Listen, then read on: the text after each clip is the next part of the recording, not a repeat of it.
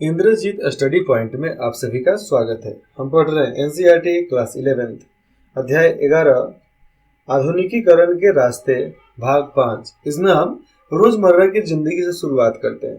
तो चलिए समय की बर्बादी न करते हुए इसका देखते हैं क्या क्या हल निकलता है, क्या क्या सामने आता है रोजमर्रा की जिंदगी में। तो सबसे पहले तो खाना बनाने वगैरह के लिए मशीन चाहिए। तो हम लोगों की तरफ चूल्हा हुआ करता था, लकड़ी हुआ करता था, गैस हुआ करता है। तो जापान की बात चलिए, जापान में क्या होता था? तो जापान का एक आधुनिक समाज में, उस समय के समाज में रूपांतरण रोजाना की जिंदगी में आए बदलावों में भी देखा जा सकता है। पैतृक परिवार, पैतृक परिवार मतलब क्या? जहां पर उनका पूरा परिवार हो। पैतृक परिवार व्यवस्था में कई पीढ़ियां परिवार के मुखिया के नियंत्रण में रहती थी। सही बात है, परिवार में एक मुखिया होता है, उसी के नियंत्रण में पूरा परिवार होता है, ये तो मायने रखता है, हर कोई जानता है, ठीक है। लेकिन जैसे जैसे लोग समृद्ध हुए, जैसे जैसे लोगों का दिमाग आया, ठीक है, तो परिवार के बारे में नए विचार फैलने लगे। नया घर, जिसे जापानी अंग्रेजी शब्द का इस्तेमाल करते हुए होमू कहते थे, जिसको आज होम बोलते हैं, ऑन होम, माई होम, ऐसा शब्द का इस्तेमाल करते हैं। तो इसका संबंध मूल परिवार से था, जहां पति पत्नी साथ रह सकते हैं, जहां पर पति पत्नी साथ रहकर कमाते और घर बसाते हैं। तो पति पत्नी साथ रहकर कमाते और घर बसाते हैं, उसको बोलते हैं होम, ठीक है। और जहां पर पूरा परिवार रहता है उसको बोलते हैं पैतृक परिवार, जिसको हम लोग घर बोलते हैं। तो हमें होम नहीं चाहिए, हमें घर चाहिए, समझ रहे हो ना? घर चाहिए। घर मतलब बहुत बड़ा घर होता है। हमारा जो पुराना वाला घर था, मतलब समझो कि अब 5 से 6 कट्ठा के ऊपर जमीन में वो घर बना हुआ था। एक रूम तो समझ लो कि आधा कट्ठा से ऊपर में एक रूम ही था। तो समझो कि उतना बड़ा बड़ा रूम था। उस समय का लोगों का दिल भी बहुत बड़ा बड़ा होता था, लोगों की हाइट भी बड़े बड़े हुआ करते थे। लेकिन आज दिमाग छोटा, सोच छोटा, विचार छोटा, पति पत्नी का रिश्ता छोटा, इसीलिए घर भी छोटा। पारिवारिक जीवन की इस नई समझ ने नए तरह के घरेलू उत्पादों, नई किस्म के पारिवारिक मनोरंजन और नए प्रकार के घर की मांग पैदा की। और 1920 के दशक में निर्माण कंपनियों ने शुरू में ही 200 एन, एन क्या होता है? तो 200 एन मतलब पैसा, तो 200 एन देने के बाद लगातार 10 साल के लिए 12 एन माहवार की राशि पर लोगों को सस्ते मकान मुहैया करवा देते थे। कि 200 एन देते हैं आप, सॉरी, मतलब 200 एन देने के बाद आपको एक घर मुहैया करवा देंगे। 10 साल तक ले आप 12-12 एन पैसा देते रहना, रुपया देते रहना, कोई बात नहीं है। तो हम लोग रुपया बोलते थे, वो लोग एन बोलते थे, ठीक है। क्या बोलते थे? एन। तो वो क्या बोलते थे कि 200 अभी दे दो, उसके बाद से 10 साल तक ले 12-12 एन महीना देते रह जाना तुम, किराए के रूप में। यह एक ऐसा समय में जब एक बैंक कर्मचारी, उच्च शिक्षा प्राप्त व्यक्ति, तो बैंक कर्मचारी जो होता है उसको बढ़िया से शिक्षा मिला रहता है, वो बढ़िया से पढ़ाई करता है, तभी जाकर बैंक कर्मचारी बनता है। तो उसकी तनख्वाह 40 एन प्रति माह थी। कितनी थी?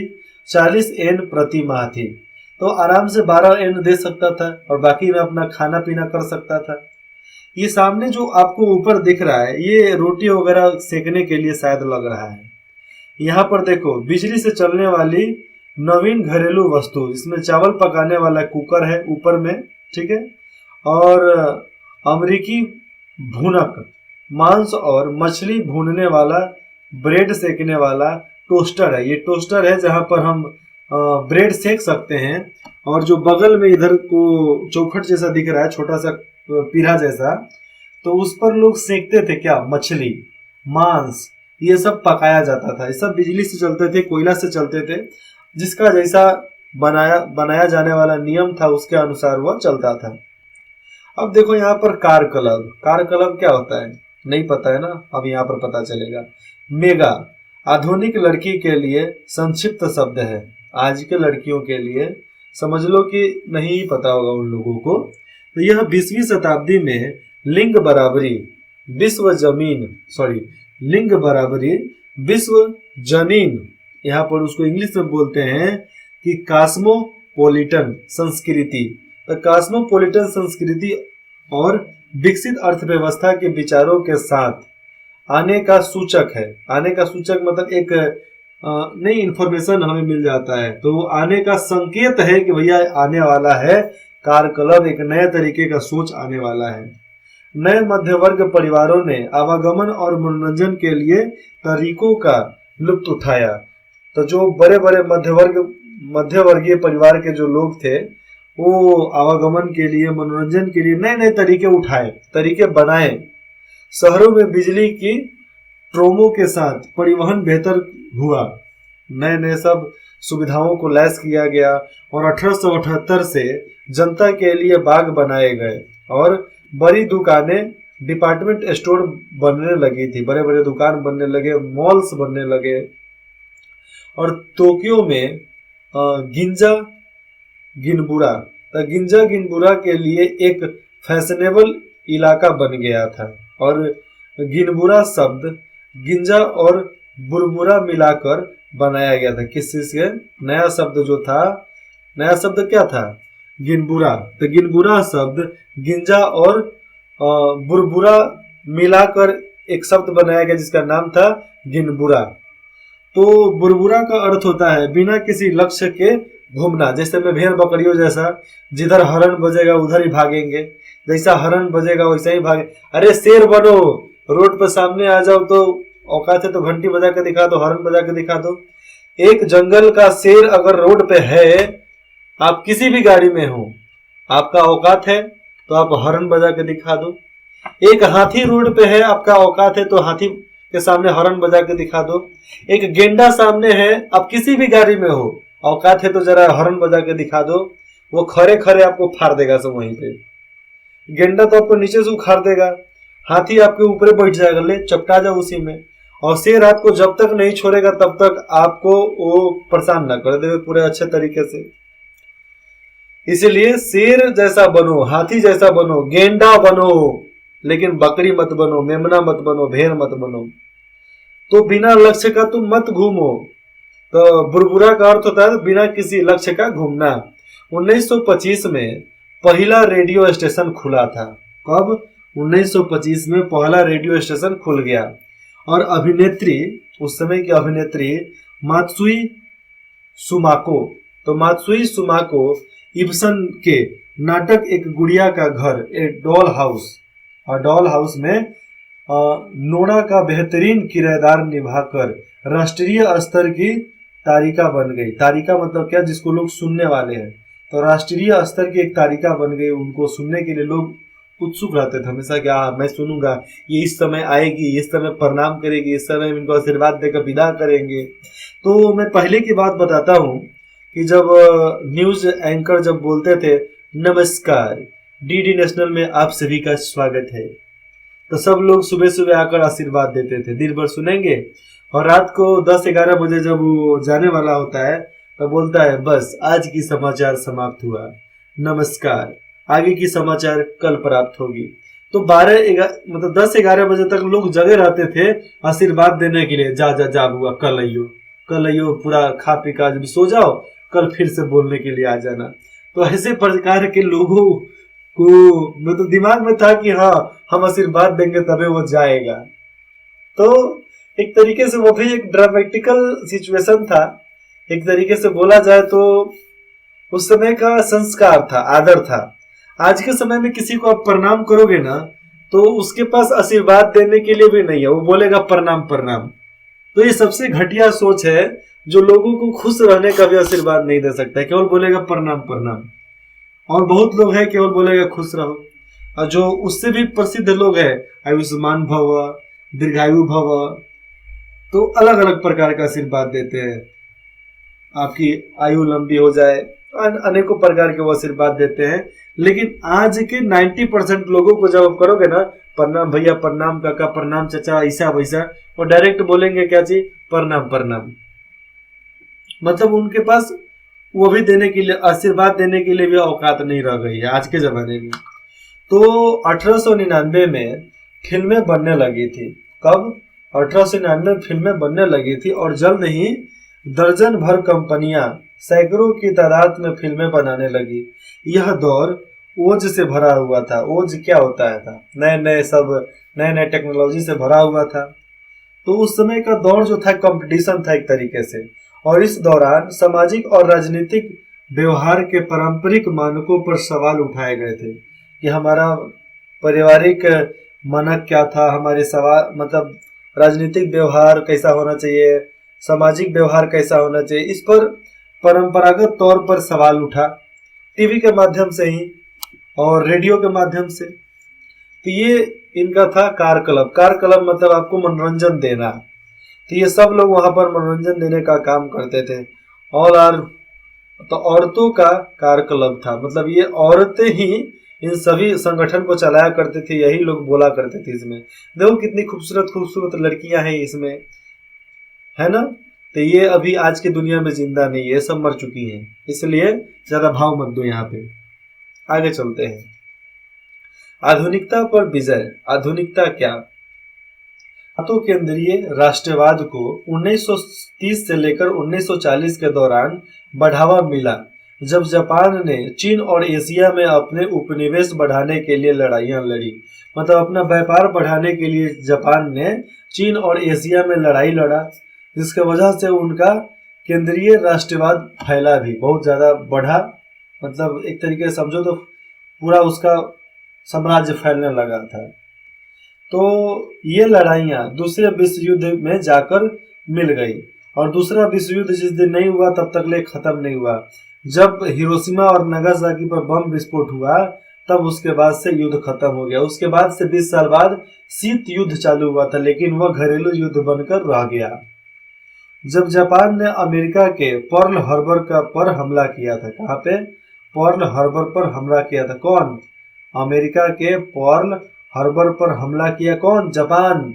और जापान जैसे हमला किया, अमेरिका का राष्ट्रपति बोलेगा अच्छा बेटा तेरे को रुक बताता है मैं।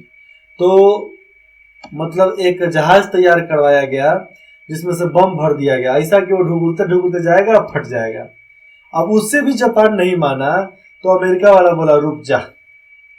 तो एक जहाज में लिटिल बॉय नाम का बम भरा, परमाणु बम, ले जाके हिरोशिमा पर गिरा दिया। पलक झपकते 5 मिनट में पूरा हिरोशिमा स्वाहा। तो उसके एक सप्ताह बाद जाकर क्या बोलते हैं उसको, नागासाकी पर एक और परमाणु बम गिर गया। बोला गया कि वो गलती से गिर गया, लेकिन आज भी हिरोशिमा और नागासाकी पर जो बम विस्फोट हुआ था उसका भरपाया अमेरिका करता है। मतलब वहां पर जो भी इर्द गिर्द में जो भी कठिनाइयां होती है उसकी भरपाई कौन करता है? अमेरिका करता है। इस दौर में सामाजिक नियंत्रण में वृद्धि हुई थी। सामाजिक नियंत्रण जो था उस समय वृद्धि हुआ और असहमति प्रकट करने वालों पर जुल्म ढाए गए थे और उन्हें जेल भेजे गए। देशभक्तों की ऐसी संस्थाएं बनी जो युद्ध का समर्थन करती थी, युद्ध युद्ध युद्ध बोलती थी, जिनमें महिलाओं के कई संगठन थे। ऐसा नहीं केवल पुरुष ही हो, महिलाएं भी थी। 1943 में एक संगोष्ठी हुआ। संगोष्ठी क्या मतलब? एक संगठन बना, आधुनिकता पर विजय, एक वहां पर संगोष्ठी हुआ और इसमें जापान के सामने जो दुविधा थी उस पर चर्चा हुई।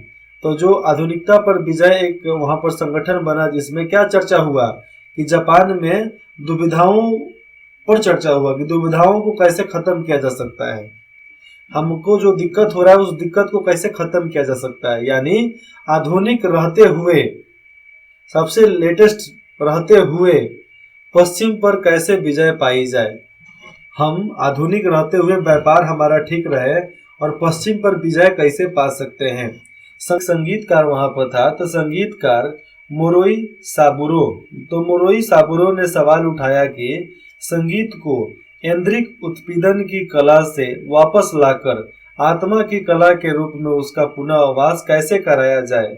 वे पश्चिमी संगीत को नकार नहीं रहे थे, वे ऐसी राह खोज रहे थे जहां जापानी संगीत को पश्चिमी वाद्य यंत्रों पर बजाया और दोहराया जाने से आगे ले जाया जा सके। मतलब जो हमारा संगीत है, जापानी संगीत पश्चिमी वाद्य यंत्रों पर जो उनका ढोलक बाजा संगीत का बजाने वाला जो भी मशीन हो, उस पर बजाया या दोहराया जाने से आगे, मतलब आगे जाया जा सके, उस पर दोहराना नहीं है, बजाना नहीं है, हम उससे आगे कुछ सीख सकते हैं।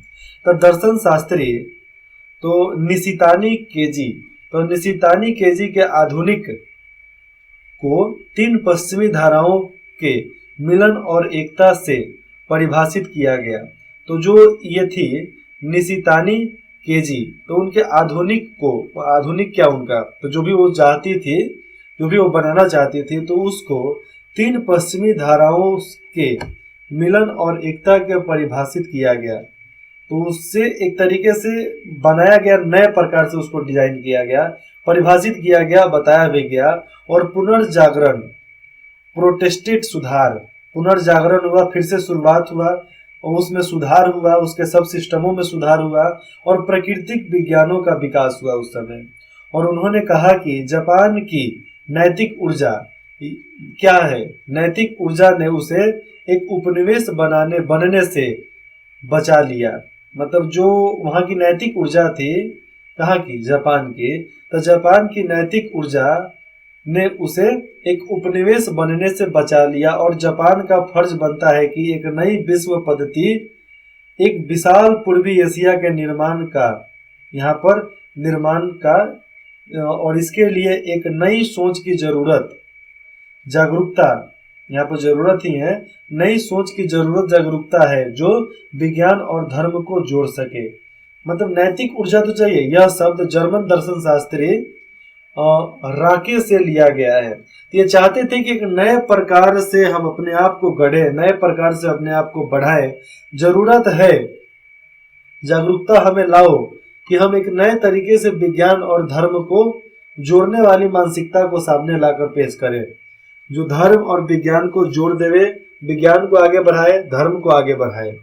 ये दूरगामी सोच है, मतलब भविष्य के लिए सोच है। ऐसा नहीं कि आज किए कल करना है खत्म, ऐसा नहीं, 100 साल आगे तक ले सोचा जाए, वैसी बात यहाँ पर तय की गई।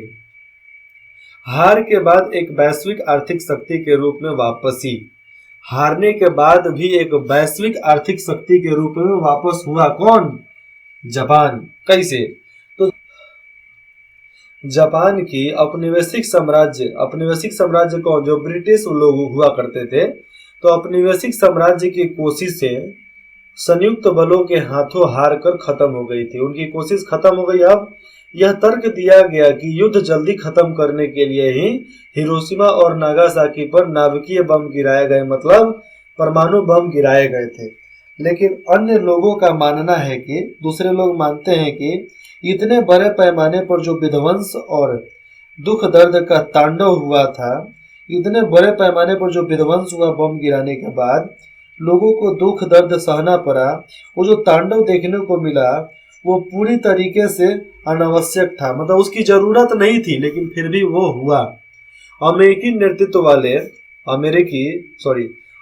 नेतृत्व वाले कब्जे 1945 से 47 के दौरान जापान का विसैनिकरण कर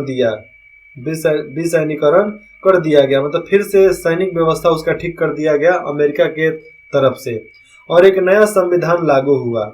इसके अनुच्छेद 9 के तथाकथित युद्ध, यहाँ पर समझना कि नया जो संविधान लागू हुआ था, अनुच्छेद 9 के तथाकथित युद्ध न करने के वाक्यांश के अनुसार युद्ध का राष्ट्रीय नीति के साधन के रूप में इस्तेमाल वर्जित हो गया, कि जापान कभी भी अब किसी के साथ युद्ध नहीं करेगा। इस पर एक नया उनका राष्ट्रीय नीति का साधन सामने आ चुका था, और इसका इस्तेमाल करके वो अपना एक नया संविधान कानून बनाकर पेश कर दिए। उन्होंने बोला कि जो हमें संरक्षण देगा, जो हमें सुरक्षा देगा, हम उसी के। कृषि सुधार, व्यापारिक संगठनों का पुनर्गठन, कृषि सुधार, व्यापारिक संगठनों का पुनर्गठन और जापानी अर्थव्यवस्था में जायबात्सु यानी बड़ी एकाधिकार कंपनियों की पकड़ को खत्म करने की भी कोशिश की गई थी। जो बड़ी बड़ी कंपनियां हैं उसको खत्म करने के लिए भी कोशिश किया गया था कि जापान अर्थव्यवस्था में आगे ना बढ़े।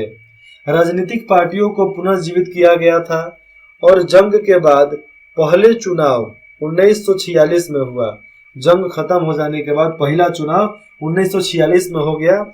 इसमें पहली बार महिलाओं ने भी मतदान किया था, पहली बार वहां पर महिलाओं ने भी वोट दिया। अपनी भयंकर हार के बावजूद जापानी अर्थव्यवस्था का जिस तेजी से पुनर्निर्माण हुआ था, इतना बर्बादी के बाद भी जिस तेजी से अपने आप को पुनर्निर्माण किया, उससे एक योद्धोत्तर चमत्कार कहा गया, मतलब एक तरीके से चमत्कार कहा गया उसको।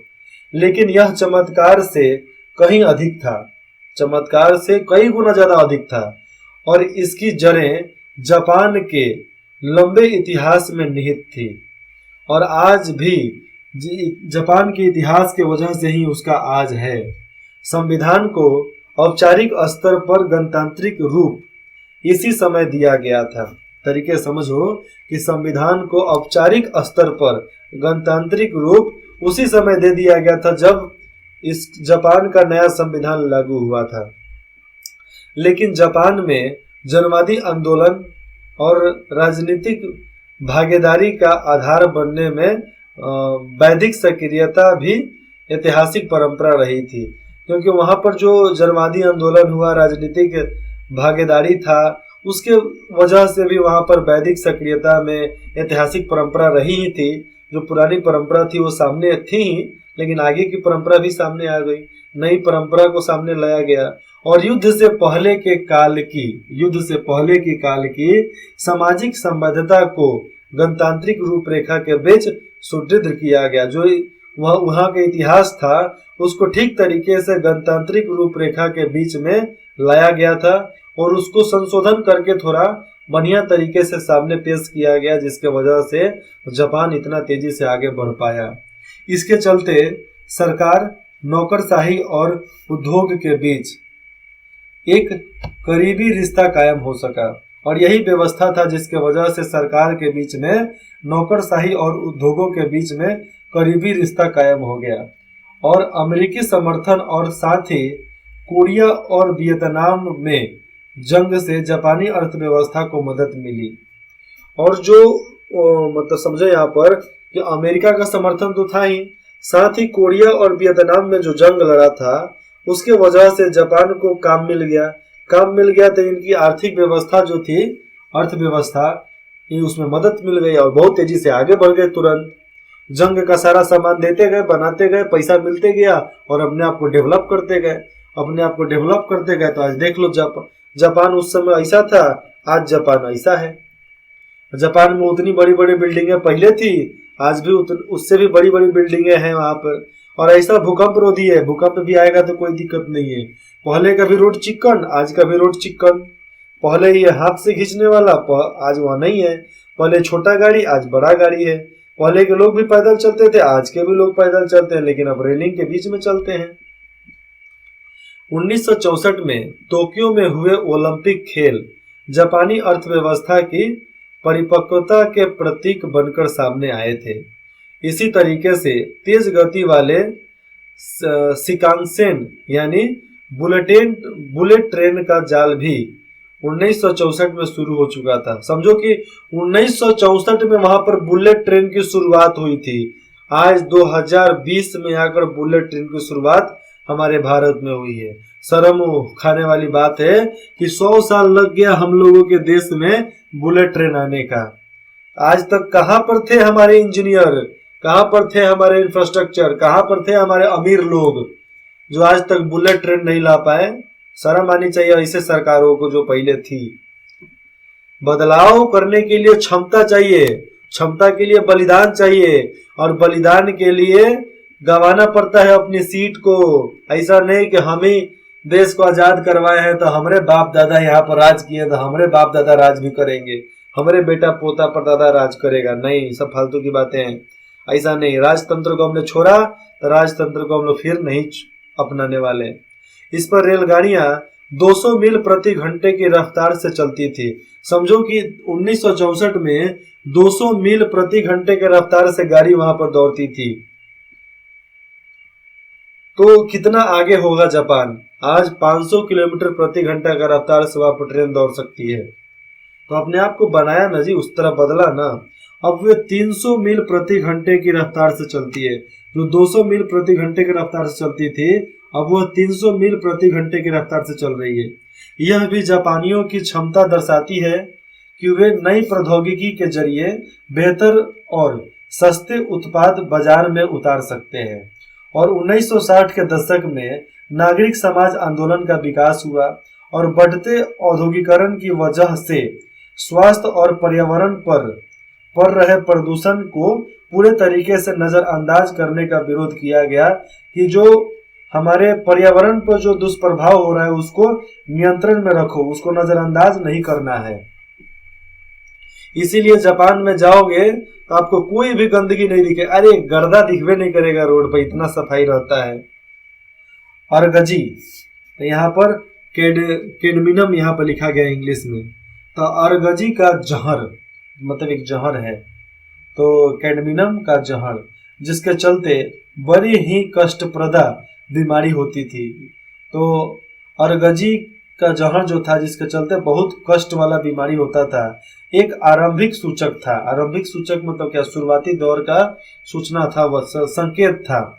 जिसके बाद 1960 के दशक में मीना माता, तो मीना माता में पारे के जहर के फैलने और 1970 के दशक के उत्तरार्ध में हवा में प्रदूषण से भी समस्याएं जन्मी। तो जहर का यहाँ पर फैलना तो शुरू हो चुका था, महामारी चालू हो गया था। कौन सा जहर, तो मीनामाता के पारे के जहर, मीनामाता में पारे के जहर, एक देखो पारे के जहर और एक था अर्गजी का जहर। तो दो जहर के वजह से बहुत कष्ट वाला मौत होता था, बीमारी होता था कष्ट वाला, और कष्ट वाला बीमारी होगा, बर्दाश्त नहीं होगा, आदमी मरबे करेगा। तो हवा में भी प्रदूषण आ गया 1970 आते आते, और जमीनी स्तरों पर दबाव बढ़ने वाले गुटों ने इन समस्याओं को पहचानने और साथ ही हताहतों के लिए मुआवजा देने की मांग की कि जिसको दिक्कत हुआ उसको मुआवजा दो, जिसको क्षति पहुंचा उसको मुआवजा दो। सरकारी कार्यवाही और नए कानूनों से स्थिति बेहतर हो चुकी थी, ठीक है। और 1980 के दशक के मध्य से पर्यावरण संबंधित विषयों में लोगों की दिलचस्पी घटी। ये पर्यावरण संबंधी विषय में अब लोग ज़्यादा इंटरेस्ट नहीं लेने लगे थे, क्योंकि 1990 तक आते आते जापान में विश्व के कुछ कठोरतम पर्यावरण नियंत्रण अमल में लाए गए थे, मतलब कठोर नियम सामने लाए गए थे। कौन सा नियम था? आज एक विकसित देश के लिए यह अग्रगामी विश्व शक्ति की अपनी हैसियत को बनाए रखने के लिए अपनी राजनीतिक और प्रौद्योगिकीय क्षमता का इस्तेमाल करने की चुनौती का सामना कर रहा है। तो मतलब समझो यहाँ पर कि आज एक विकसित देश के रूप में, किसके रूप में?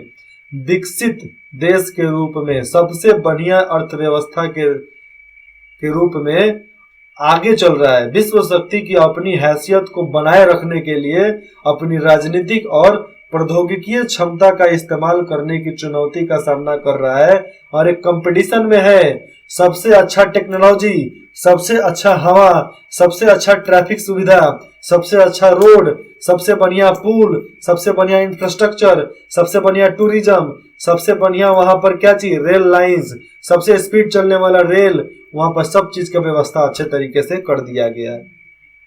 बहुत मेहनत लगता है, बहुत बलिदान देना पड़ता है उतना आगे बढ़ने के लिए। तो यहाँ पर हमने जापान को पूरे तरीके से खत्म कर दिया, ठीक है। अब हम यहाँ पर चीन के बारे में पढ़ेंगे। जापान का खत्म, अब चीन के बारे में, लेकिन इसको हम अगले भाग में ले चलते हैं। तो इंद्रजीत स्टडी पॉइंट में जुड़ने के लिए आप सभी का बहुत बहुत धन्यवाद।